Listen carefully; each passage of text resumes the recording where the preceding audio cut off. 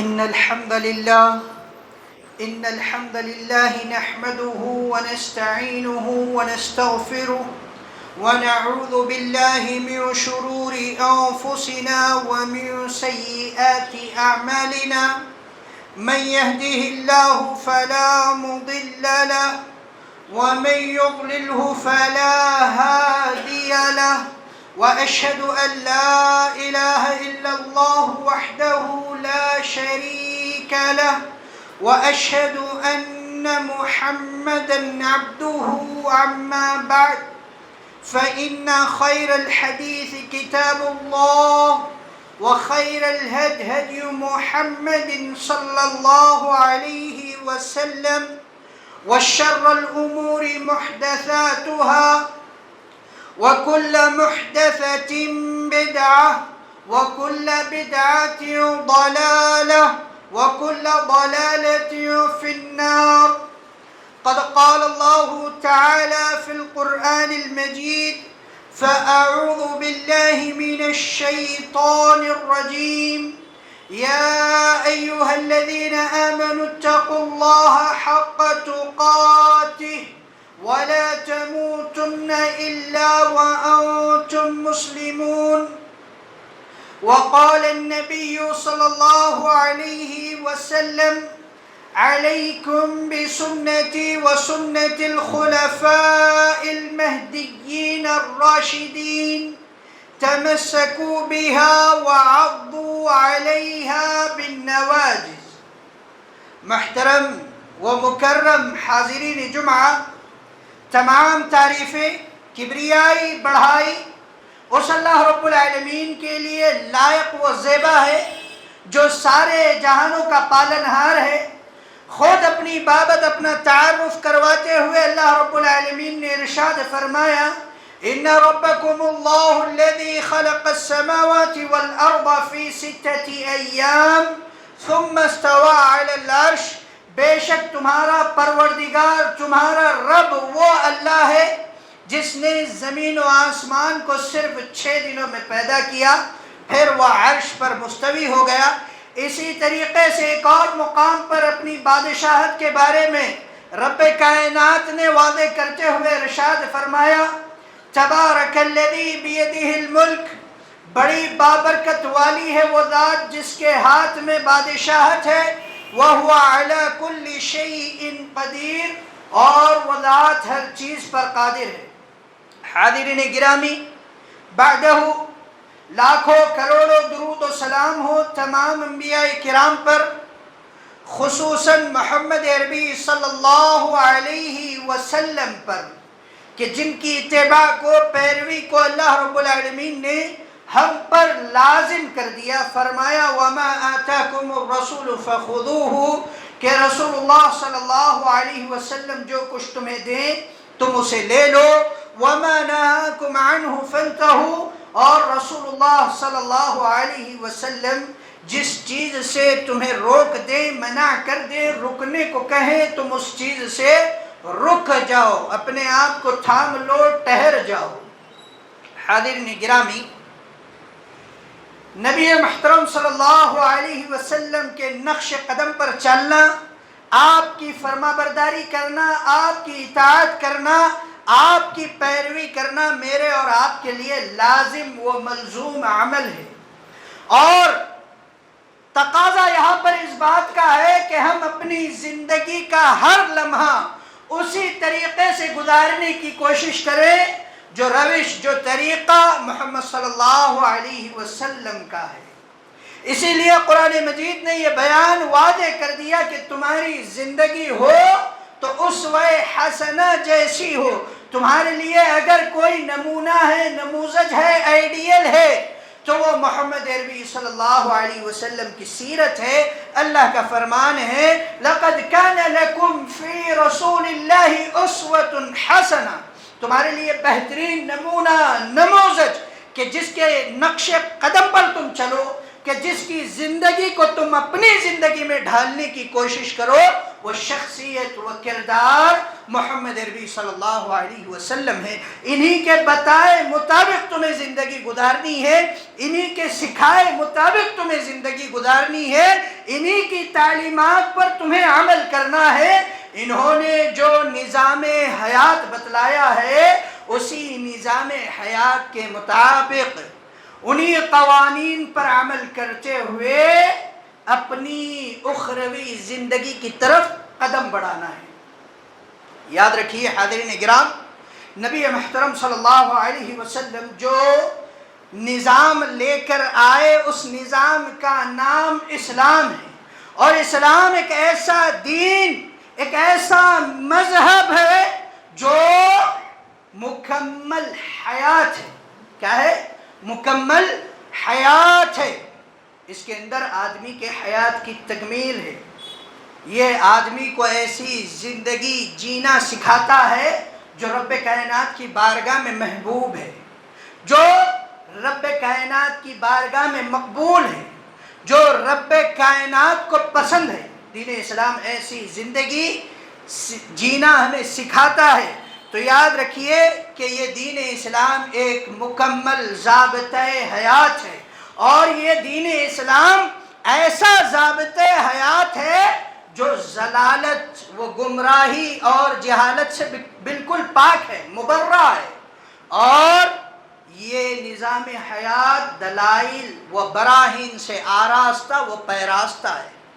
اس نظام کی تکمیل ہو چکی ہے، اس نظام کی تکمیل ہو چکی ہے، اور اس بات کا اعلان اللہ رب العالمین نے حجۃ الوداع کے موقع پر نبی محترم صلی اللہ علیہ وسلم پر یہ آیت نازل فرما کر دیا، الیوم اکملت لکم دینکم، میں نے آج تمہارے لیے تمہارے دین کو مکمل کر دیا، واتممت علیکم نعمتی، اور میں نے اپنی نعمت کو تم پر مکمل کر دیا، تمام کر دیا، وردیت لکم الاسلام دینا، اور میں تمہارے دین اسلام کے تمہارا دین ہونے پر راضی ہو گیا، تمہارے لیے دین اسلام کے تمہارا دین ہونے پر راضی ہو گیا۔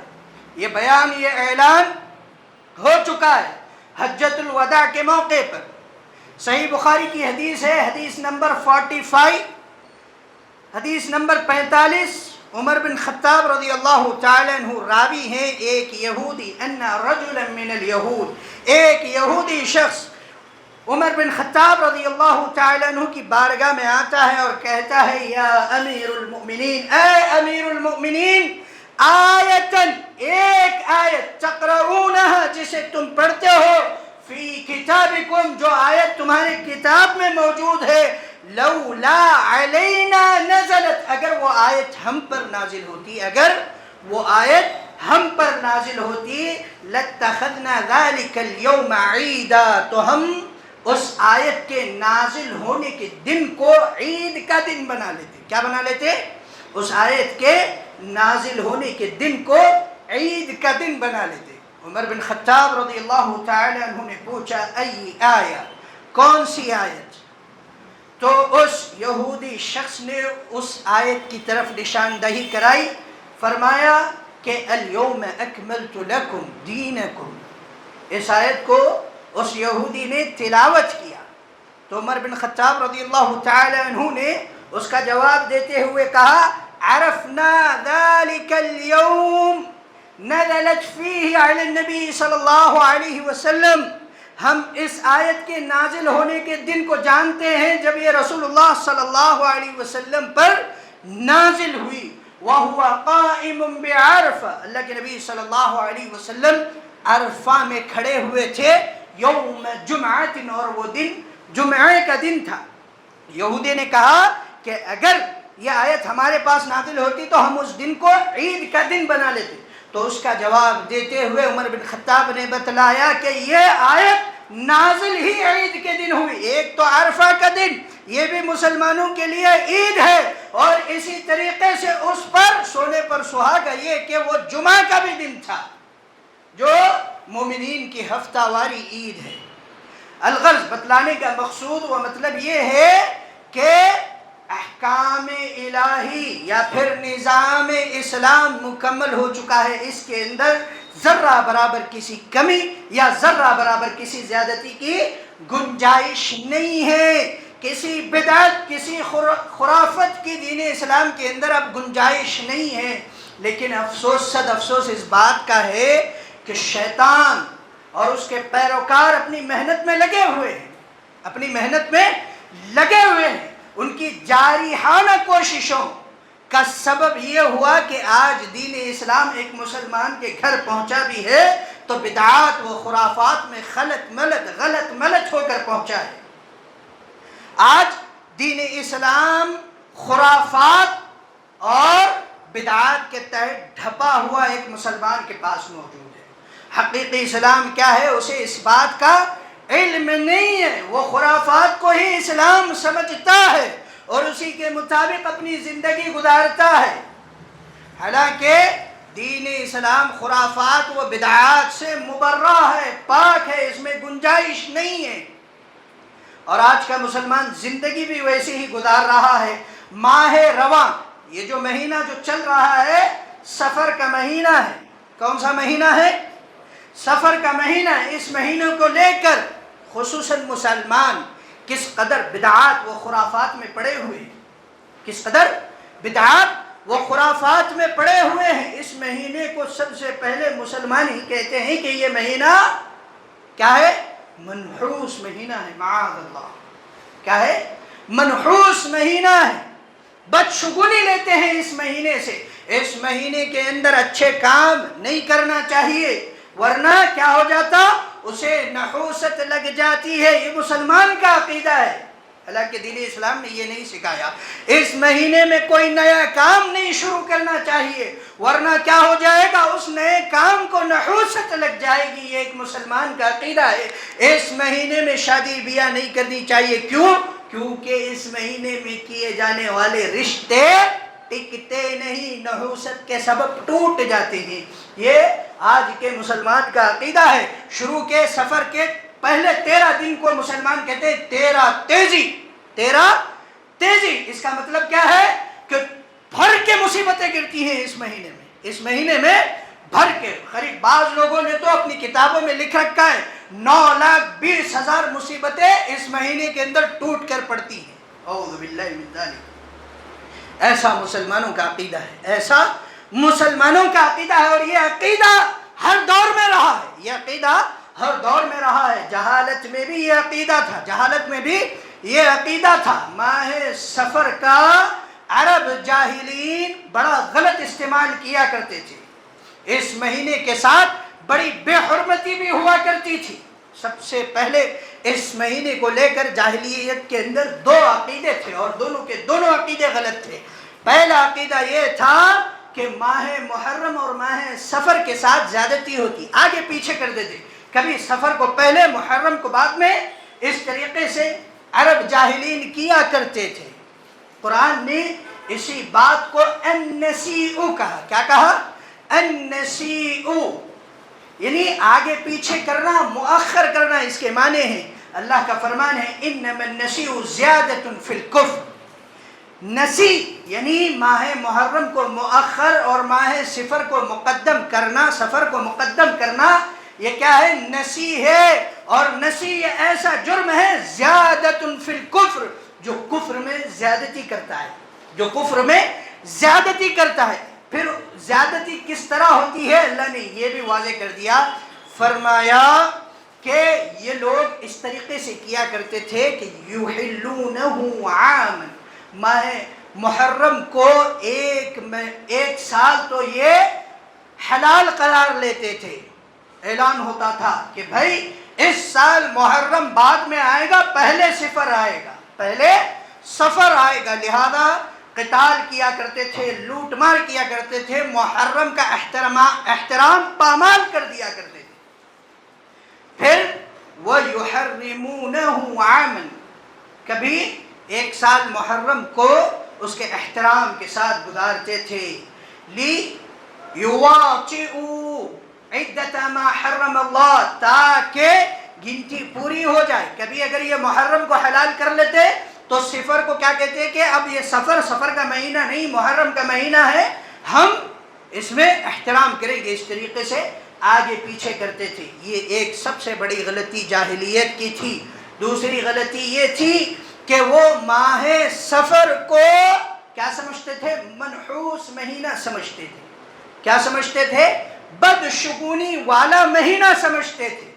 تو یہ عقیدہ جو مسلمانوں میں آیا ہے، یہ مسلمانوں کا عقیدہ نہیں ہے، یہ عقیدہ عرب جاہلین کا عقیدہ ہے۔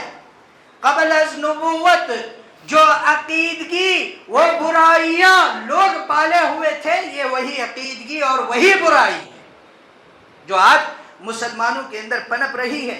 اور نبی محترم صلی اللہ علیہ وسلم نے اپنے ایام نبوت ہی میں اس عقیدے کا رد کر دیا۔ فرمایا، صحیح بخاری کی حدیث ہے، صحیح بخاری کی حدیث ہے، فرمایا لا عدوى، کوئی متعدی بیماری نہیں ہے، ولا تیرا، کوئی بدشگونی نہیں ہے، ولا ہامہ، اور الو کی بدشگونی بھی نہیں ہے۔ الو کو بھی لے کر مسلمانوں کے اندر عقیدے بالکل خراب ہیں۔ گھر پر اگر آ کر گھر کے سامنے بھی الو بیٹھ جائے تو کچھ مصیبت آنے والی ہے۔ الو کو دیکھتے ہی دل میں کھٹکتا، حقیقت ہے یا نہیں؟ یہ حقیقت ہے یا نہیں؟ الو کو دیکھتے ہی آدمی مسلمان بدشگونی لیتا، دل میں کھٹکتا ہے اس کے، کچھ برا ہونے والا ہے میرے ساتھ، الو دکھا میرے کو۔ یہ ایسا مسلمانوں کا عقیدہ ہو گیا، اس کی تردید اللہ کے نبی نے کی۔ یہ جاہلیت کے عقائد تھے۔ ولا ہامہ، الو کی کوئی بدشگونی نہیں ہے۔ بعض لوگوں کا عقیدہ تو یہاں تک پہنچا ہوا ہے کہ یہ جو الو ہوتا ہے، یہ الو جو ہے سو حقیقت میں انسان ہے۔ کیسے؟ جب انسان مر جاتا ہے تو وہ الو کی شکل میں واپس آتا ہے۔ اعوذ باللہ من ذالک، اعوذ باللہ من ذالک، ایسے عقیدے مسلمان پالے ہوئے ہیں۔ اور اسی طریقے سے اللہ کے نبی نے فرمایا ولا سفر، کیا فرمایا؟ ولا سفر، کہ سفر، ماہ سفر سے کوئی بدشگونی نہیں۔ ماہ سفر، سفر کا مہینہ منحوس نہیں ہوتا۔ کیا فرمایا؟ سفر کا مہینہ منحوس نہیں ہوتا۔ یہ نبی محترم صلی اللہ علیہ وسلم کی تعلیم ہے کہ سفر کا مہینہ منحوس نہیں ہوتا۔ اب یہ جان لیجئے کہ آخر یہ منحوسیت ہماری زندگی میں آتی ہے تو کس وجہ سے آتی ہے؟ ایک تو دین اسلام کے اندر نحوست کا کوئی اعتبار نہیں، نظریہ ہی نہیں کہ منحوس فلاں چیز منحوس ہوتی ہے، فلاں چیز، فلاں عمل منحوس ہوتا ہے۔ آدمی اگر کسی چیز کو منحوس مان لے تو گویا وہ نفع و نقصان کا مالک جو کہ رب تعالی ہے اس چیز کو بنا رہا ہے۔ بطور مثال دو مثالیں دوں گا۔ ایسا عمل جس سے آدمی نحوست پکڑے گویا وہ اسے نفع و نقصان کا مالک بنا رہا ہے۔ بطور مثال آپ سفر کے لیے نکلے ہیں، راستے میں بلی راستہ کاٹ لے تو آپ کیا کہتے ہیں کہ بلی کے راستہ کاٹنے کی وجہ سے یہ سفر میرے لیے سود مند یعنی فائدہ مند نہیں ہوگا۔ یہ عقیدہ اچانک آ جاتا ہے ذہن کے اندر۔ کوئی اچھا کام کر رہے ہیں، آپ صبح صبح دکان کھولے بیٹھے ہیں، ایک شخص آیا اور آ کر آپ سے آپ کی دکان کا کچھ سامان ادھار پوچھنے لگا تو کیا بولیں گے؟ ابھی تک ابتدا بھی نہیں ہوئی، شروعات بھی نہیں ہوئی، بھونی بھی نہیں ہوئی، اس سے پہلے کیا ہے؟ آدمی آتا ہے قرض پوچھتا ہے تو لہذا ادھار پوچھتا ہے تو کیا ہے؟ آج میرا پورا دن بے برکت گزرے گا، بے برکت گزرے گا، معاذ اللہ۔ نفع و نقصان کا مالک اللہ ہے، نفع و نقصان کا مالک اللہ ہے۔ اگر ساری کی ساری دنیا، سنن ترمذی کی روایت ہے، ساری کی ساری دنیا آپ کو نفع پہنچانے کے لیے لگ جائے تو آپ کو بس اتنا ہی نفع ساری دنیا پہنچا سکتی ہے، الا ما كتب اللہ لک، جتنا نفع اللہ نے آپ کے مقدر کر دیا ہے۔ اور اگر ساری کی ساری دنیا آپ کو نقصان پہنچانے کے لیے بیٹھ جائے تو آپ کو پوری دنیا صرف اتنا ہی نقصان پہنچا سکتی ہے، الا ما كتب اللہ لک، جتنا اللہ نے آپ کے مقدر کر دیا ہے۔ یہ دین اسلام ہے، اور دین اسلام میں مالک، ملک الملک صرف اللہ رب العالمین ہے، کوئی اور چیز نہیں ہو سکتی۔ یہ سب سے برا اور بدتر عقیدہ ہے کہ مسلمان ہر چھوٹی چیز سے نحوست پکڑے، ہر چھوٹی چیز سے نحوست پکڑے، اسے نفع کا نقصان کا مالک سمجھے، معاذ اللہ۔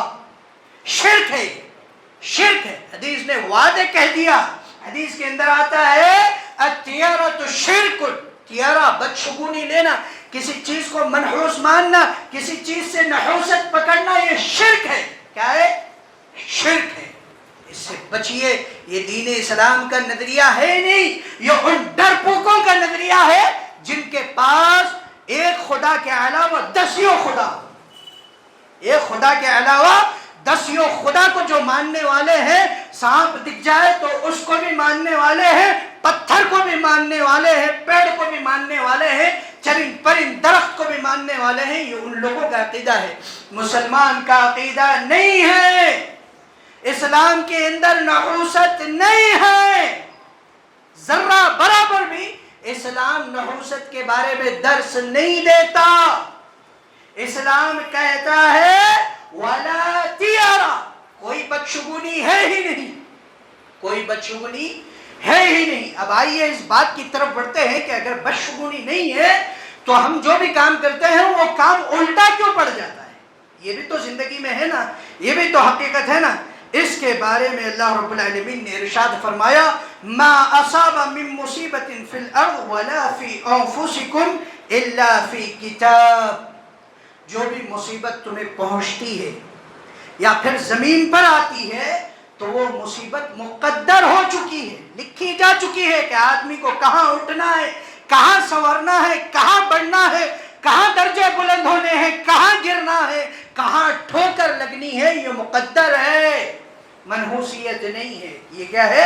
یہ مقدر ہے، اور مقدر میں بھی یہ چیز اس وجہ سے ہوتی ہے، اس کو بھی اللہ نے واضح فرمایا وَمَا أَصَابَكُم مِّن مُّصِيبَةٍ، جو بھی مصیبت تم تک پہنچتی ہے، جس حیرانی و سرگردانی میں تم لپٹ دیے جاتے ہو، جس پریشانی سے تم بھون دیے جاتے ہو، وہ کس وجہ سے ہے؟ وَمَا أَصَابَكُم مِّن مُّصِيبَةٍ فَبِمَا كَسَبَتْ ایدیکم، یہ تمہارے ہاتھ کے کرتوت ہیں، یہ تمہارے ہاتھ کے کرتوت ہیں۔ ہمارے پاس بھی محاورہ مشہور ہے، کہتے ہیں جیسی کرنی ویسی بھرنی، جیسا کرو گے ویسا بھرو گے، اچھا کرو گے اچھا ملے گا، برا کرو گے برا ملے گا، یہ یاد رکھیے۔ اور اسی طریقے سے اللہ رب العالمین نے ایک اور مقام پر اللہ رب العالمین نے اس کو اور واضح کیا، فرمایا من عمل صالحا، جس نے نیک عمل کیا، اچھا عمل کیا، فَلِنَفْسِهِ، یہ آدمی کا ہے اسی کے لیے، یہ آدمی کا ہے اسی کے لیے، یعنی اس کا اچھا عمل اسے فائدہ پہنچانے والا ہے، اس کا اچھا عمل اس کے لیے نفع بخش ہے، اس کا اچھا عمل اس کے لیے خیر و برکت والا ہے۔ وَمَنْ أَسَاءَ، اور جو برائی کرے فَعَلَيْهَا، تو وہ برائی اس پر وبال بن کر لوٹے گی، وہ برائی اس پر وبال بن کر لوٹے گی۔ تو یہ ہے نفع و نقصان کا میتھس، حساب۔ اچھا کرو گے اچھا بھرو گے، برا کرو گے برا کاٹو گے برا نکالو گے۔ اور اسی طریقے سے اللہ رب العالمین نے یہ بات بھی ایک اور مقام پر سورہ روم کے اندر واضح طور پر بیان فرما دی، ظہر الفساد، فساد ظاہر ہوا، فی البر، خشکی میں، والبحر، اور تری میں، یعنی زمین اور سمندر پر فساد ظاہر ہوا۔ کس وجہ سے؟ بما کسبت ایدی الناس، لوگوں نے جو برے اعمال کیے یہ اسی کا سبب ہے۔ لہروں کا بڑھنا، آندھی آنا، طوفان آنا، زمین کا پھٹنا، لوگوں کا طوفان سے گھر جانا، یہ بما کسبت ایدی الناس ہے۔ لوگ اپنے کرتوت کے سبب اس انجام کو پاتے ہیں۔ قحط سالی پڑنا، اناج کے کم ہو جانا، قیمتوں کا بڑھ جانا، یہ لوگوں کی کرتوتوں کی وجہ سے، یہ لوگوں کی کرتوتوں کی وجہ سے۔ ماہ و سال یا ایام یا وقت یا لمحہ کیا ہے؟ منحوس نہیں ہوتا، منحوس نہیں ہوتا۔ آدمی اپنی غلطی سے، بطور مثال اگر کار چلا رہا ہے، اگر دیکھ کر چلاتا تو اس کا ایکسیڈنٹ یا نقصان نہیں ہوتا، لیکن آدمی خود جاتا ہے، خود گاڑی چلاتا ہے، اسٹیئرنگ اس کے ہاتھ میں ہے، خود گڑھے میں ڈالتا ہے، خود گاڑی پنکچر کرتا ہے، پھر کہتا ہے کیا برا وقت چل رہا بھائی، کیا برا وقت چل رہا بھائی۔ اعوذ باللہ من ذالک، وقت کو برا بھلا کہتا ہے، حالانکہ وقت کون ہے؟ اللہ ہے، زمانہ اللہ ہے۔ صحیح بخاری کی حدیث ہے، اللہ کے نبی نے فرمایا کہ اللہ تعالیٰ فرماتا ہے، حدیث قدسی ہے، یؤذینی ابن آدم، ابن آدم مجھے تکلیف تکلیف پہنچاتا ہے. اللہ نے فرمایا ابن آدم مجھے تکلیف پہنچاتا ہے. یسب الدہر، وہ زمانے کو وقت کو گالی دیتا ہے. کوئی نقصان ہو گیا کسی لمحے کسی وقت میں تو ہم کیا کہتے ہیں؟ کیا ہے بھائی، کیسا وقت آ کے پڑ گیا ہمارے اوپر، ہمارے ساتھ ایسی چھونا تھا کیا؟ یؤذینی ابن آدم، ابن آدم مجھے تکلیف پہنچاتا ہے. یسب الدہر، وہ زمانے کو گالی دیتا ہے. اور اللہ نے فرمایا وَأَنَا الدَّهْرُ، اللہ اکبر، میں زمانہ ہوں، میں زمانہ ہوں. یقلب اللیل والنہار، رات اور دن کو پلٹنے والا کون ہے؟ اللہ ہے. رات اور دن کو پلٹنے والا اللہ ہے. رات کے کسی وقت کے کسی حصے کو تم برا کہو گے تو گویا کس کو برا کہہ رہے ہو؟ اللہ کو. ماہ سفر کا بنانے والا کون ہے؟ اس مہینے کا بنانے والا کون ہے؟ اللہ ہے. اللہ نے فرمایا ان عدت الشہور عند اللہ 12 شہرا، مہینوں کی گنتی اللہ کے پاس کتنے ہیں؟ 12 مہینے ہیں. فی کتاب اللہ، یہ اللہ کی کتاب میں لکھا ہوا ہے. یوم خلق السماوات والارض، جب اللہ رب العالمین نے زمین و آسمان کو پیدا کیا تو گویا کسی مہینے کسی وقت کسی لمحے کو گالی دیتے ہو تو گویا تم اللہ کو گالی دیتے ہو. نحوست کسی دن چیز یا عمل یا فعل میں نہیں ہے. نحوست دین اسلام کا نظریہ نہیں ہے. لہذا ماہ سفر کو برا بھلا کہنا یہ اچھی بات نہیں ہے. اور سونے پر سہاگا ماہ سفر کو منحوس سمجھتے ہوئے لوگوں نے اس کے اندر بدعتیں بھی رائج کر لی. بدعتیں کیا رائج کی ہیں کہ یہ لوگ جب یہ مہینہ گزرنے والا ہوتا ہے تو جلدی سے یہ مہینہ گزر جائے. یا پھر ماہ سفر کی بدعات میں سے ایک بدعت یہ بھی ہے کہ بہت سے لوگ اس ماہ کے آخر میں مغرب و عشاء کے درمیان مسجدوں میں جمع ہو جاتے ہیں. پھر اس کے بعد زور زور سے یہ آیتیں پڑھنے لگتے ہیں تاکہ یہ اپنی نحوست کے ساتھ جلدی ختم ہو جائے. معاذ اللہ. پڑھتے یہ ہیں آیتیں سلام قولا من رب الرحیم سلام علی نوح فی العالمین. آپ نے سنا ہوگا مغرب اور عشاء کے درمیان مسجدوں کے اندر یہ آیتیں پڑھی جاتی ہیں، مائکوں پر پڑھی جاتی ہیں. کیوں؟ کہ یہ نحوست کے ساتھ یہ مہینہ جلدی ختم ہو جائے. کیسی خرافت ہے، کیسی بدعت ہے یہ. دین اسلام کا بالکل بھی یہ حصہ نہیں ہے. اور حقیقتاً یہ مہینہ منحوس ہوتا تو رسول اللہ صلی اللہ علیہ وسلم نے اس مہینے میں ام المؤمنین خدیجۃ الکبریٰ سے نکاح نہ کیا ہوتا. ماہ سفر میں ان کا نکاح ہوا. اللہ اکبر. ہمارا دین اسلام کسی چیز سے بدشگونی لینا نہیں سکھاتا، منحوسیت لینا نہیں سکھاتا. غزوہ معونہ ایک غزوہ ہوا تھا نبی محترم صلی اللہ علیہ وسلم کے دور میں، اور مسلمانوں نے بڑی فتح پائی تھی اس کے اندر. اس غزوے کا ہونا بھی کب ہوا؟ ماہ سفر. تو مہینہ منحوس نہیں ہے. جو بھی مصیبت یا نقصان تم اٹھاتے ہو فبما کسبت ایدیکم، یہ تمہارے ہاتھوں کے کرتوت ہیں. اللہ رب العالمین ہمیں ایسے عقائد ایسی گمراہی سے محفوظ رکھے. اللہ رب العالمین ہمیں دین اسلام پر چلنے والا بنائے. اللہ رب العالمین ہمیں توحید پر عمل کرنے والا بنائے. اللہ رب العالمین ہر دل کو توحید سے منور کر دے. اللہ رب العالمین ہر مسلمان کے عقیدے کو دین اسلام کے مطابق کر دے تاکہ ہر مسلمان اپنی زندگی دین اسلام کے مطابق گزار سکے. آمین. وآخر دعوانا الحمدللہ رب العالمین.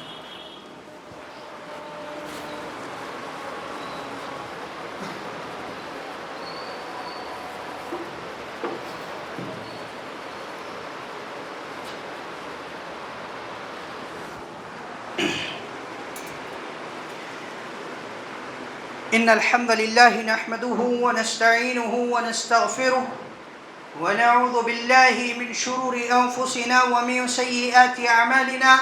من يهده الله فلا مضل له ومن يضلله فلا هادي له. وأشهد أن لا إله إلا الله وحده لا شريك له وأشهد أن محمدا عبده ورسوله. أما بعد فإن خير الحديث كتاب الله وخير الهدي هدي محمد صلى الله عليه وسلم، وشر الأمور محدثاتها، وكل محدثة بدعة، وكل بدعة ضلالة، وكل ضلالة في النار.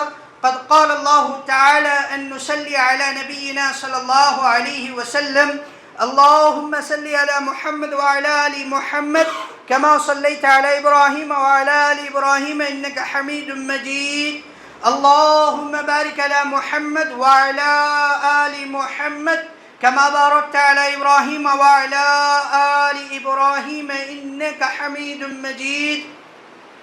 فأعوذ بالله من الشيطان الرجيم. يا أيها الذين آمنوا اذكروا الله ذكرا كثيرا وسبحوه بكرة وأصيلا ولذكر الله تعالى أعلى وأولى وأعظم وأهم وأكبر. قوموا إلى صلاة.